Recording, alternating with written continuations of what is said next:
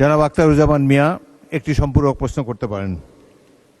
মাননীয় স্পিকার, আমি অত্যন্ত সৌভাগ্যবান এই কারণে যে 1979 সালে আমার বাংলাদেশ জাতীয়তাবাদী প্রাণপ্রিয় প্রতিষ্ঠাতা শহীদ রাষ্ট্রপতি জিয়া রহমান আমার ইউনিয়নে একটা খাল খনন করেছিলেন। আমার নির্বাচন এলাকায় যে নদী আত্রাই নদী, সেটা দুই ভাগ হয়ে গেছে, একটা আত্রাই একটা কাকড়া হয়ে। সেই নদীতে খাল খনন করে আখিটার ডাড়া এবং চির নদীতে নিয়ে যাওয়া হয়। আমাদের প্রিয় নেতা সেটা খনন করেছিলেন।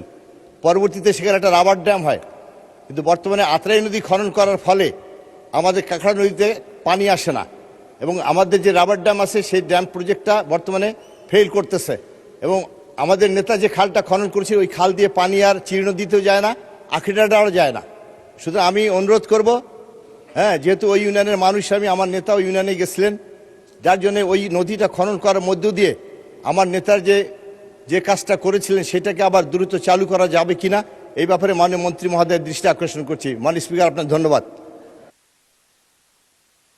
স্পিকার, আপনাকে ধন্যবাদ। আমরা 16 তারিখে যখন মাননীয় প্রধানমন্ত্রী দিনাজপুর জেলার